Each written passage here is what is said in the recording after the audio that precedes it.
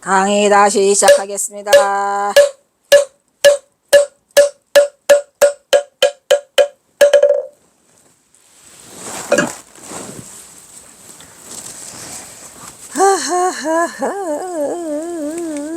여기에 시가 많이 있구나.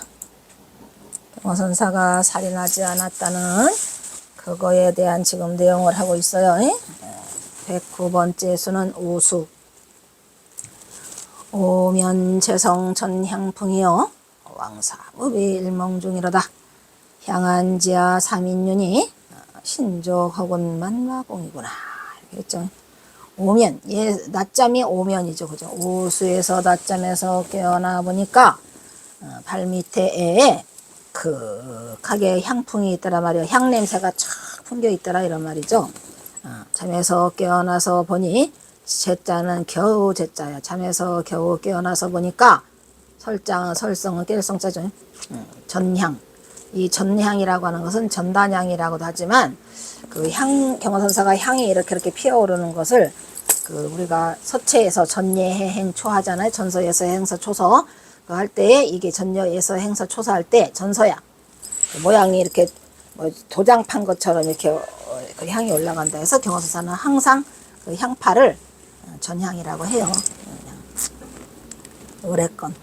그러고 보니까 그 도장 판 것처럼 그 전서의 모양처럼 향이 이렇게 올라가죠. 향줄기가.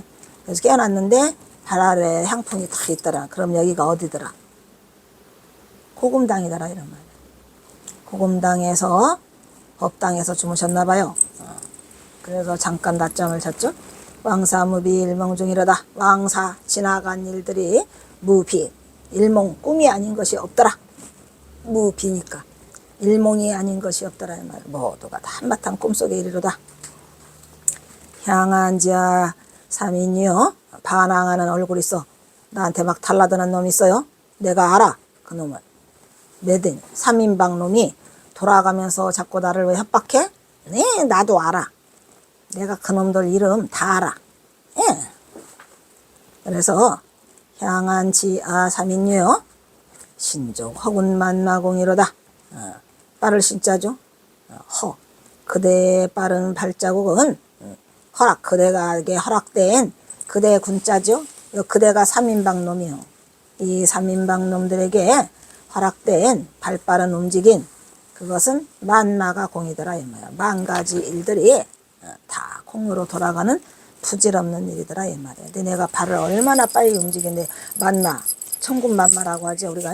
천군만마를 너네가 등에 업고 뛰는 것처럼 일본 놈들의 앞잡이가 돼가지고 명리성으로 천군만마를 너네가 얻은 것처럼 빠른 발자국으로 움직이지만 그대들에게 허락돼서 이게 딱 이놈들이 보여.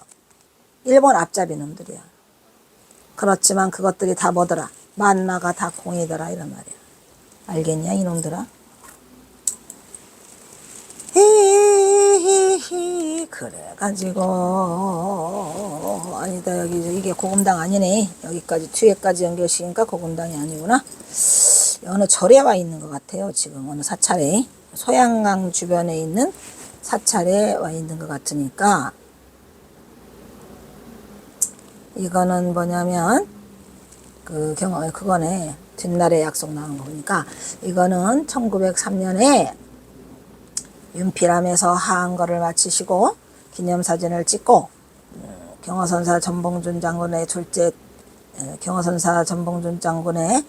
딸 전옥년과 남전당 한규와 같이 이별여행을 떠난다고 했어 안 했어요? 거기를 가다가 소양강가에 들린 거예요. 거기에 무슨 사찰이 있었나 봐요. 소양강가에 있는 사찰이 뭐가 있을까요? 대전사라는 사찰이 있거든요. 대전사가 아닌가 싶어요. 상수모 온천외록이요 무산 취업 진변홍이라다. 소차 후약 종난 비리니 조파 실현화 운동이로구나. 상수는 소양강을 상수라고 한답니다. 호수 상수 모운 소양강 호수에 저물어가는 저물 못 자죠. 저물어 있는 구름이 있는데 그거는 천외록이다. 하늘 밖의 인연이다 이런 얘기요. 이거 아까도 하늘 밖 구름 밖 똑같은 말이에요. 구름이라고 써 있잖아요. 그러니까 소양강 호수에 이렇게 저물어가는 그 구름을 보니까 그것은 구름 밖의 인연이더라. 좋더라 이런 얘기야. 이 구름은 좋은 구름이야 지금. 네, 구름 밖의 운해니까 이 새석에 찌든 구름이 아니더라 이런 말이야. 무산 취업 진변홍이고 무산은 여기도 무당산이에요. 예, 무당산이 거기서는 주황산을 무당산이라고 한답니다. 우리 주황산 알지? 그래서 주황산 가을에 단풍잎이 거의 다 붉어졌구나 이런 얘기고 그러니까 지금 가을이야. 왜? 아까 윤필암에서 7월 15일 하한 거 끝내고 이거를 가고 있으니까 가을로 접어들고 있죠. 소차 후양 종남 필이라 그러한 바 애석할 차자죠. 다 애석하구나. 후의 약속, 훗날의 약속. 지금 이별여행 간다 그랬죠? 이별여행은 끝내, 마침내, 끝끝내 어렵다. 필, 반드시 뒷날을 약속한다는 보장이 없어서 굉장히 어렵고 애석하도다 이런 얘기요. 이게 누구랑? 전옥년이랑 전봉준 장군 둘째 딸 전옥년과 자신의 조카죠. 그리고 뭐래요? 조파 시존화 운동이라구나.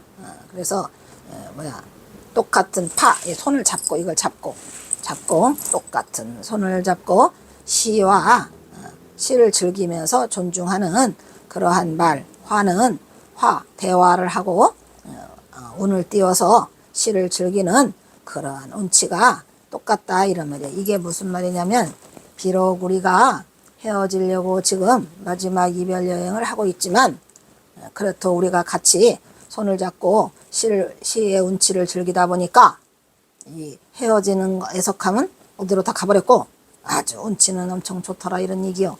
비록 헤어질지라도 지금은 그 마시는 술잔에 그 서로 술잔을 잡고 시를 즐기는 이러한 운치가 동일한 그런 운치가 있구나라고 하는 그 헤어짐의 안타까움을 지금 이 순간에 그 감정으로 승화시키고 있는 이러한 내용이죠. 그래서 여기는 소양강 호수고 무당산 기슬이라고 하니까 여기를 영남루라고 했군요. 영남루가 맞는 것도 같아요. 왜냐? 그런데 여기에 그윽한 향풍이 있었단 말이죠. 근데 이 그윽한 향풍에 그 영남루가 옛날에는 영남사라는 절이었대요. 영남사라는 절이었고 또 영남루 옆에 또 사찰도 있어요. 그러니까 그 향을 피운 그 냄새가 이렇게 껴있다는 걸 보면은 어느 절인 거는 같은데 이거는 영남루라고 돼 있네요. 이곳은 아직도 영남루이다. 이 시에 등장하는 소상강은 비록 중국의 호남성에 있는 강으로 그 소양강과 비슷하답니다. 그래서 아름다운 경관 때문에 중국의 문학에 자주 등장하는 그 강 이름인데 이황이 중국의 절경으로 뽑히는 소상강과 형산을 들어서 영남루의 경치를 죽혀 세우고 다시 광안정과 대청을 통해 신선의 경계를 격상시키며 시인의 흥과 비단자리에서 춤추며 살았노라는 풍류를 한껏 펼쳐 보인다는 그 내용이 있어서 이것이 이제 경어선사 이 시와 지금 맞닥뜨리고 있거든요. 그래서 소상강은 중국에 있는 상과 똑같은 강이다. 중국의 절경으로 있는 거를 이제 그 이황이 이런 시를 썼다고 합니다. 그리고 아까 시를 즐기는 흥치가 똑같다 그랬잖아요. 술잔 잡고 이것도 똑같아요. 영남루에 원시가 걸려 있는데 퇴계 이황이죠. 그 시에 소상강 밤비에 이렇게 썼답니다. 그래서 이거를 차원에 와가지고 경어선사가 이 시를 썼다라 이런 얘기죠. 그럼 영남루구만요, 이거. 그러면 영남루에서 또 피우잖아요, 향을. 차원한 것으로 주로 영남지방에서 유행하던 가사 속에서도 여러 곳에서 이 소상강이 등장한다고 합니다. 영남루를 가보면 그 강물이 흘러가요. 그 강물 후에 누가 하겠죠, 영남루가? 엄청나게 커요, 또 강물이 나와. 그 강을 아마 소상강이라고 한 것 같네요. 그래서 이곳에 흐르는 강은 사실은 그 강 이름이 가봤는데 거기가 남천강이라고 해요. 남천강 굽이쳐서 영남루를 감돌고 벽경에 솟은다른 아랑각을 비추네. 그래서 우리가 아랑 있잖아요. 그거 뭐죠? 그 아랑에 얽힌 그 이야기가 또 있죠. 그래서 밀양아리란 가사 속에 등장하는데 이 시에 등장하는 무당산도 역시 중국의 후베이 성에 있는 균현의 남쪽에 있는 도교의 영산이래요. 왜? 무당산이니까. 그래서 영산으로 우리나라의 무당산은 무당이 춤추는 형상이라고 해서 무당산이라고 한답니다. 그런데 이 무당산은 어디에 있더라? 청송군 안동면 신성리에 위치해 있는데 그게 바로 주황산 줄기에 있더라 이런 얘기예요. 주황산 줄기에 무당산이 있는 거고 무당산도 역시 무당이 춤추는 모양이라 해서 한 거고 그러니까 아까 대전사 말했는데 그거는 이 산에는 대전사가 있는데 그러니까 대전사에서 낮잠을 자고 어디로 옮겼어? 영남로로 옮긴 것 같으네요. 대전사에서 잠깐 낮잠을 자고 영남로로 이동을 했는데 경화선사가 왜 영남로를 갔느냐? 임진왜란 때 거기에 사명대사가 승군을 훈련하던 곳이 이 영남로라고 합니다. 근데 나중에 전봉준 장군 동학농민을 일으켰을 때는 아이러니하게도 일본 놈이 거기 주둔하고 그랬답니다. 아이고. 사명대사가 승군을 훈련하던 곳으로 알려져 있어서 경화가 이 사찰을 방문했을 가능성이 이 시에서 낮잠에서 깨어나니 발 아래에 그윽한 향풍이라고 쓴 부분에서 아마 뭐를 들렸더라.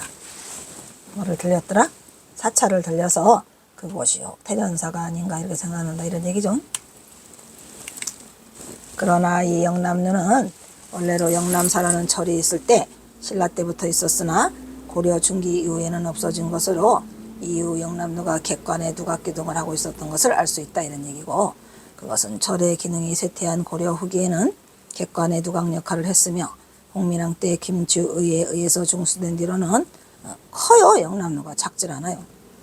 이름과 그 자리에 굳혀온 것으로 보이고 김지우가 지은 제목은 제영남루라는 시에 이미 경치가 좋은 두각이 절과 함께 있었음을 보여주는 그런 흔적이 남아 있다고 합니다. 어쨌든 경화선사는 영남루를 가요. 가가지고 경화는 이곳에서 지난 일 모두가 한바탕 꾸미어라 라고 해서 자신의 지난 일들을 회상하고 있고 반항하는 새 얼굴 3인방 내가 다 안다 이놈아 내가 이미 떠나려는 마음을 굳히고 있는데 이 3인방은 과연 누구일까? 나는 안다 이놈아. 그 당시 경화로 하여금 심히 고뇌하게 한 괴롭히는 3인방을 경화는 여기서는 끝내 말하지 않았죠. 그리고 경화는 그대의 바른 발자국 일반가지가 모두가 부질없는 일이다 라고 말하고 있는데 자신을 중상모략하고 또 강가에 고발하겠다고 만날다리 못 날마다 꼬아박는 놈들 3인방 그들의 일이 잘못되었음을 준엄하게 꾸짖고 있는데 문제는 이 3인방 놈들이 다 중놈들이에요. 어이가 없죠. 중놈들이에요. 친일파, 명리승, 유명해? 응, 유명해.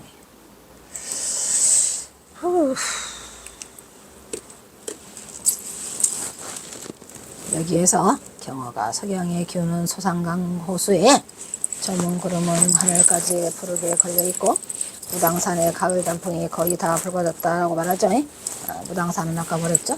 무당산은 주황산이죠. 그죠?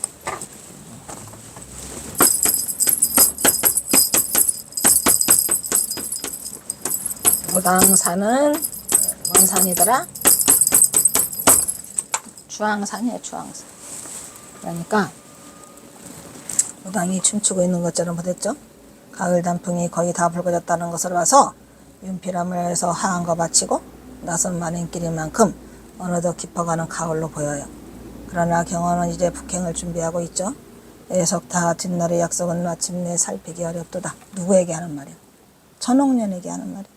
그런데 비록 다시 할 수 없는 이곳이라의 마지막 여정이라 하더라도 여기 와보니까 아까 누가 태계 이황이 읊었듯이 영남루에서 술을 자르고 탁 기울이니까 그 운치만은 동일하다는 거는 누구랑 운치가 동일하다는 거죠.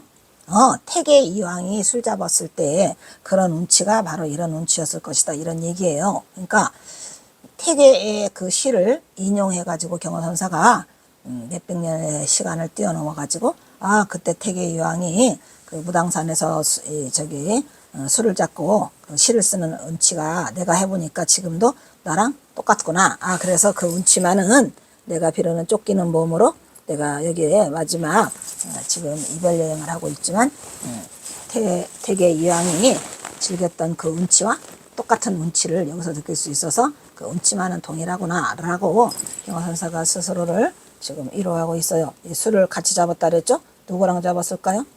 남전당 한규예요. 예, 그래서 그런 얘기를 하고 있어요. 그 다음에 두 번째 살인 혐의. 경화선사는 살인을 하지 않았다죠. 이제까지 봤어요. 네, 경화의 상체를 붙이기는 또 하나의 결정전 중요한 사건이 경화의 살인 혐의고, 아무리 학철되어 한 경화라 할지라도 그의 마음은 고뇌하고 있었고 무예행을 한답시고 술과 여자를 탐하고 막행막시겠다 라는 세간의 비난도 변명하지 않는 그의 성품이 발끈했을 거예요. 마음속으로 참으로 비통하구나. 그래서 아까 흰구르마도 했고 학도 했고, 그래서 마음에 그 고뇌를 사겼을 것으로 이러한 시비와 비난의 길을 벗어나 이제 세속을 떠나고 싶어요. 그게 바로 상책길이다 이런 얘기예요.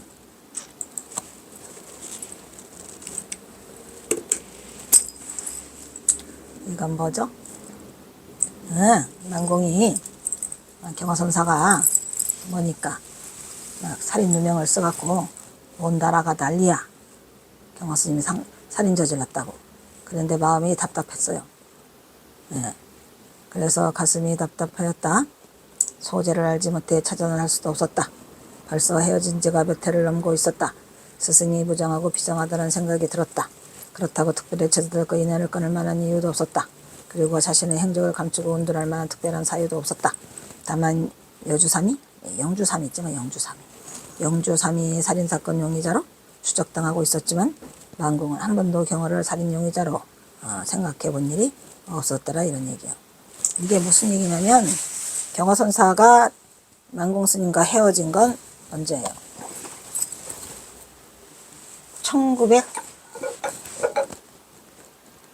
1901년이죠. 그죠? 1901년 하한거를 마치고 만공 스님이 어디로? 통도사 백운암으로 들어가시는 바람에 만공 스님은 깨쳤죠. 그래가지고 천장하러 와 계시는데 그 이후로 만공 스님과 끊어져요. 1901년, 1902년, 1903년까지 다 끊어져요. 안 만날 이유가 없어. 왜냐하면 만공 스님이 그냥 천장암으로 가는 바람에 그 사이에 경호선사는 뭐냐, 해인사, 범어사, 통도사, 뭐냐, 송강사, 뭐냐 다 돌아다니시잖아요. 그러고 있는데 들려오는 얘기가 뭐더라? 살인자 2명을 쓰고 있었고, 그렇다고 경호선사가 특별히 제자들과 인연을 끊을 만한 이유, 이게 여기서 이제 알아봤어야 돼요. 왜냐, 경호선사가 이상한 행동을 하기 시작하죠. 왜냐하면 가시기 위해서 여러 가지 준비를 하고 있는데 제자들에게 절대 말을 하지 않아요. 그리고 연락도 안 해요.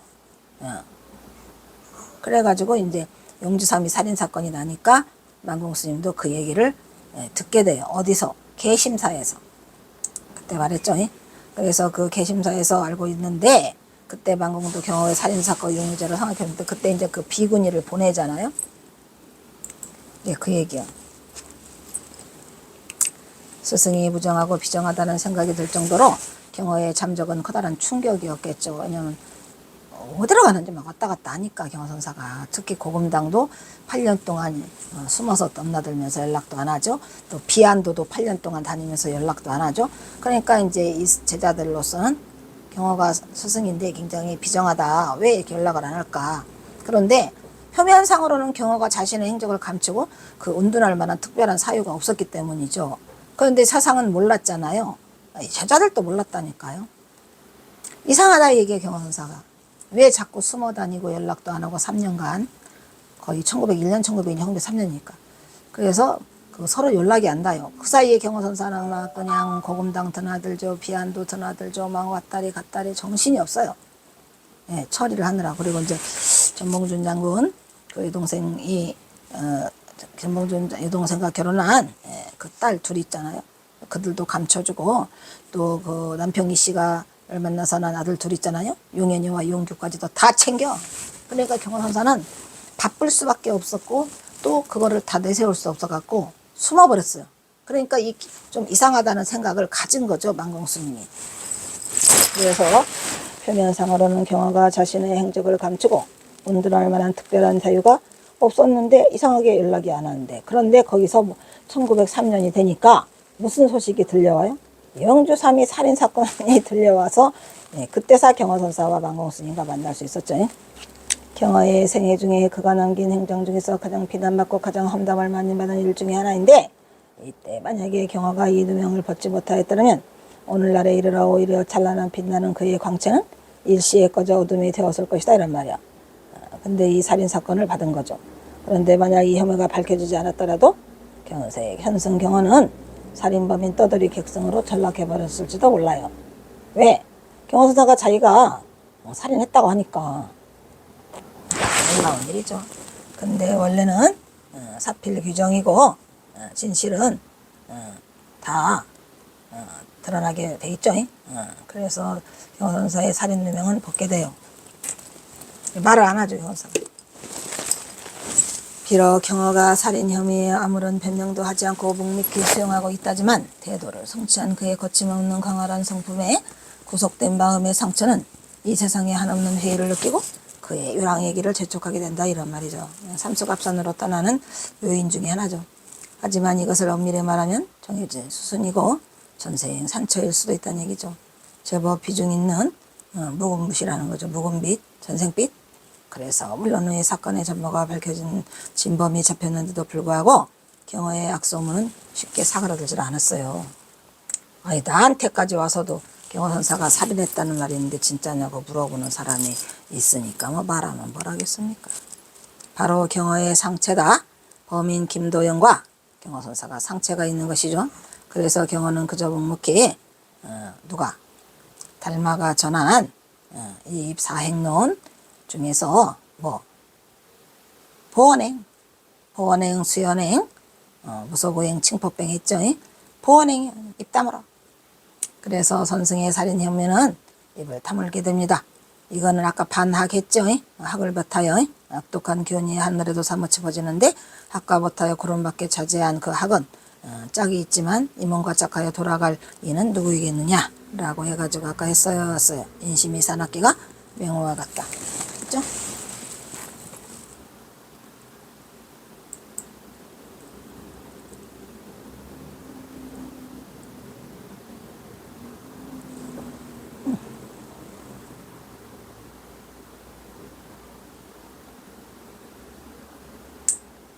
빨리 하고 싶네. 이 시는 경허가 북행을 떠나기 직전의 작품으로 그의 결심을 속행으로 진행시킨 계기가 있었어요. 인심이 산악기 맹호와 같다는 것은 그 당시 경허가 살인 누명을 받았을 때 세간 사람들이 자신을 향해서 비난하는 악독한 기운이 하늘에 사무친 날했죠. 선지직 경허는 학을 버타여 구름밖에 차지한 그 학을 부러워하면서 이 몸도 구름밖에 차지했는데 누구랑 나랑 갈 것인가 해가지고 지음자를 구하면서 중도불이의 무예의 경지를 드러내 보이고 있죠. 그리하여 자신과 짝하에 돌아갈 지음자를 찾고 있다, 이런 얘기요. 경허의 북한을 앞당기는 살인사건이 김도영의 영주삼이 살인사건이죠. 그래서 이거는 김도영이가 어디서 있었냐면 예전에 잠시 갑사에서 부먹일을 했답니다. 허드렛일이라고 도와주었으면서 절집밥을 얻어먹는 처지에 있는 김도영이가 경허와는 약간의 안면이 있어요. 그래서 영주삼이는 경허의 시봉으로서 경허는 해인사불사를 위해서 영주삼이를 대동하고 갑사 연천봉을 데려오다가 갑사 연천 등은암이죠. 등은암 연천봉, 등은암 있잖아요. 등은암 그 보설거사에 월명각시하고 등원이 있었죠. 갑사 연천봉을 내려오는 도중에 건달 김도영과 마주쳐서 살인사건의 발단이 시작됐다, 이런 얘기야. 그래가지고 자세한 얘기는 많이 아시죠? 김도영이가 영주삼이를 털다가 없으니까 경허스님의 발갱기로 목줄을 매가지고 나무에 걸어서 죽여요. 그거를 경허선사의 발갱기라고 이름이 써 있어갖고 경허선사로 오해를 하게 만든 거죠. 그래서 이 일로 인하여 경허가 삼수갑산을 떠나기 바로 직전에 영주삼이로 살인누명을 대게 되고, 그래가 누가 만공스님이 왔어요. 스님, 저에게 사실대로 말씀해 주세요. 그래야 제가 이 사건을 처리합니다. 그래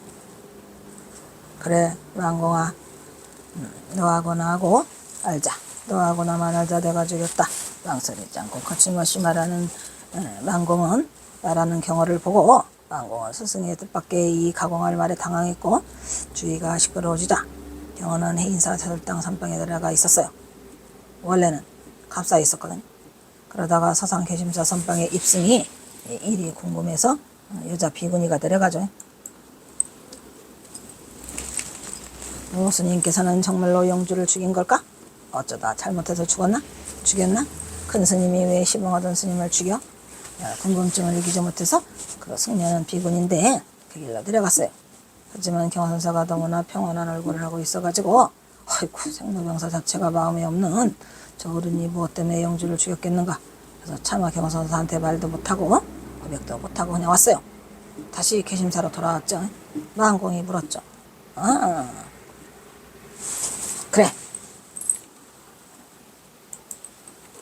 그래 스님께서는 스승께서는 잘 계시냐?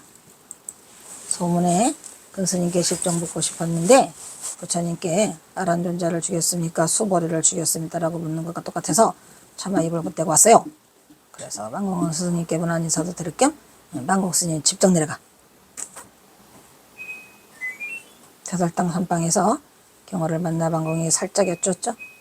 영주 3위의 생사는 어떻게 된 겁니까? 경호는 제자 만공의 손을 꼭 잡으시며 말했다. 너하고 나하고만 알자. 영주는 너가 주겠다. 아무에게도 말하지 말라. 만공의 경제에서 스승 경호했다.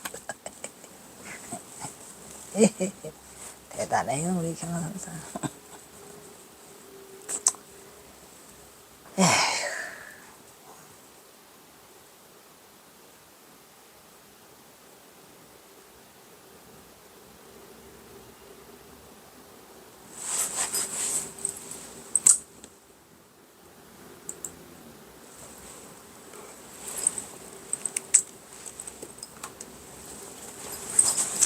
우리가 감히 넘볼 수 없는 그런 사람 경화선사가 이 범인으로서는 그 마음을 헤아릴 수가 없어요. 아니 그래도 하고 나만 알자 내가 죽였다?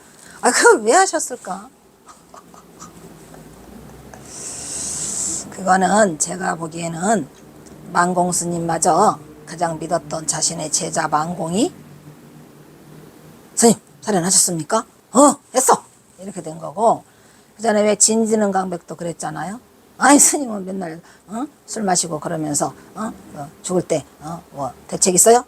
그래 나는 청계사에서부터 숙문습견을 갖고 입고래 됐는데 내가 공성은 유지하고 있지. 아주 그냥 염장을 칠러지요. 그래가지고 만공 스님이 한 방에 날라갔어요.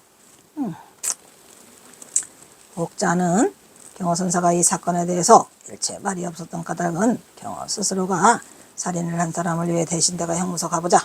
오냐 살인한 사람은 그러면 누명을 벗잖아요. 내가 대신 가자 형무소 라고 작정했기 때문이었을까는 말하는 추측도 있다. 알 수는 없지만 그렇다 이 말이야. 경호선사는 오직 중생이 못나서 지은 죄를 대신 받으려고 생각했기 때문에 내가 그냥 살인 혐의를 덤태기 쓰자 라고 하지 않았을까. 경호선 사람은 충분히 그럴 수 있다는 얘기죠. 세상의 인심이 사납고 맹호 같아가지고 부하가 상사를 고발하고 악독한 기운이 하나를 뻗치고 전북 장군을 죽음으로 몰고 간 그런 더러운 세상. 아주 그냥 악독해.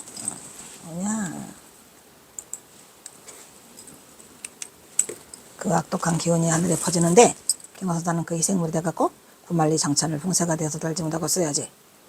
충생을 마음 놓고 제대로지도 못하고 그렇다고 궁세를 꿈꾸지도 못하고 경호선사는 학을 향해서 벗어나서 구름밖에 차지하고 싶고 그래서 임원과 작가에 돌아갈 지임자를 찾고 있고 자신과 함께 북으로 떠나줄 사람이 누가 인가. 그래서 경호선사가 하남 일발록에 수록되어 있는 걸 보면 경호선사가 하남 선사에게 가자고 그러니까 안 가, 못 가. 그래서 전불사를 주고 떠나시죠. 이 굉장히 슬픈 이야기가 찌들찌들한 막장 드라마가 써 있어요. 막장 드라마.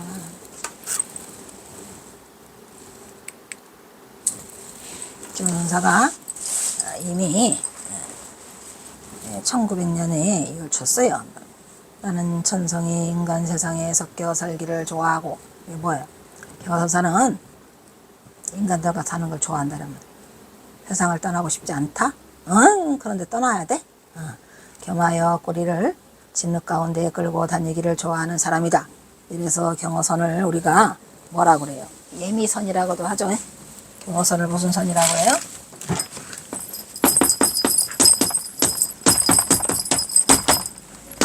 개미선이 뭐예요? 진흙 속으로 꼬리를 끌고 다니는 선, 즉 뭐야? 이류중행이죠. 좋아하는 사람이다. 다만 스스로 삽살개 뒷다리처럼 너덜너덜하게 44년의 세월을 보냈는데 우연히 해인정사에서 하남을 만났다 이런 말이에요. 여기 44년이라는 것은 1857년에 출가를 해가지고 이거 지금 1903년까지 1903년이 그의 성행 소식은 순직하고 학문이 고명하여 1년이 같이 지나는 동안에도 평생에 처음 만난 사람같이 생각되었다는 이게 누구야? 그의 성행은 하남 중원을 보고 칭찬하는 거예요. 그러다가 오늘 서로 우리가 이별을 하는 마당에 당하게 되니 조모 아침기 저물고 연운과 사내의 원근이 진실로 영성하는 회포를 뒤흔들지 않는 것이 없다. 헤어진다 이런 말이죠. 하물며 덧없는 인생은 들기 쉽고 좋은 인연은 다시 만나기 어렵더라 이런 얘기야. 마지막 이별을 하고 있어요. 아이고 어떡하냐. 그런데도 하남은 못 알아들어. 이별에 섭섭한 마음이야. 더 어떻다고 말할 수 있으랴. 옛 사람들이 말하기를 서로 만나고 알고 지내는 사람은 엄청 많아. 그런데 진실로 내 마음을 알아주는 사람은 과연 없더라 이 말이야. 몇이나 있느냐. 지음자 해가와 종작 이야기죠. 그래서 과연 하남이 아니면 내가 누구와 더불어서 지음이 되랴. 그러므로 여기 우리 한수를 시한수 줘가지고 서로 뒷날에 잊지 말기를 부탁하노라 해가지고 그걸 던졌는데 방한암 스님이 알아차리지 못했어요. 그래가지고 또 경호선사가 시한수를 또 주죠. 그렇게 높이 뜬 동새와 같은 법으로 변변치 않은 데서 내가 몇 해나 붙였던가. 이별은 예사라서 어려운 일은 아니지만 고생이 흩어지면 또 언제 볼 기회가 있으랴.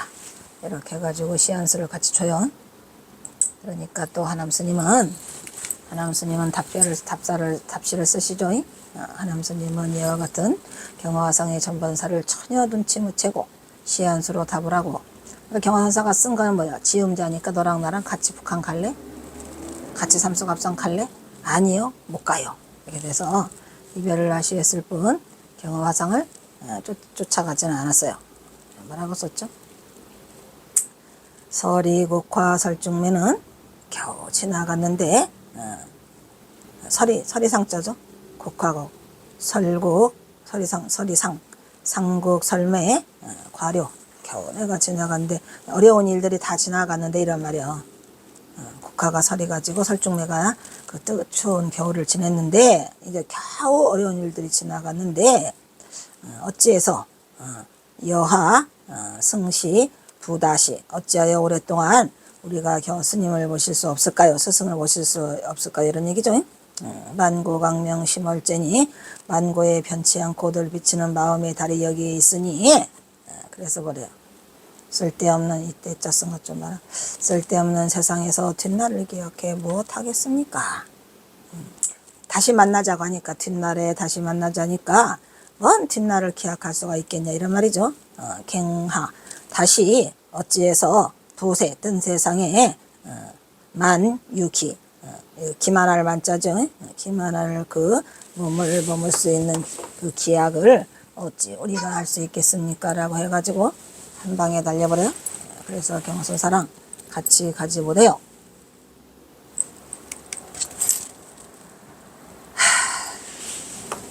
하남에게 북으로 같이 떠날 뜻을 던지시 건넸지만 하남은 자신의 병고를 핑계 삼아서 떠나지 않았고 다시 경허선사는 지음제를 찾아서 옥과 간음사에 있는 수익비구를 찾아가요. 그런데 그 역시도 경허선사를 모시지 못해. 그래서 경허선사는 홀로 삼수갑산을 향해서 북으로 떠났더라 이런 얘기예요. 경허가 삼수갑산을 떠나고 상당한 시일이 지나서 공주경찰서에서 산정부리를 검거하면서 경허의 결백이 밝혀진 것으로 이때 경허는 이미 북한을 향해서 떠나가지고 함경도 갑산에쯤이 향한 게 아니고 어디 강계로 가고 있었어요. 만공이 수덕사를 지킬 무렵에 산적에 의해서 살해됐음이 밝혀져서 누가? 영주 3위가 산적 어떤 놈 김도영이란 놈 김도영이가 죽인 거예요. 그래서 밝혀져서 경호선 사이에 2명이 벗겨졌음을 알 수 있었다 이런 얘기죠.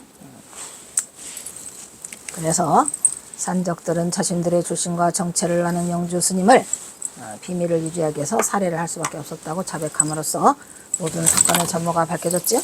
이때 방경은 스승 경호를 조금이나마 의심했던 것이 후회하고 자책하여 부끄러워 무지하게 부끄러웠었겠지. 사흘 밤낮을 참회의 눈물로 울고 덕적을 향해서 참회의 절을 올렸다고 전한다 이런 말씀. 야, 여기서 끊겠습니다.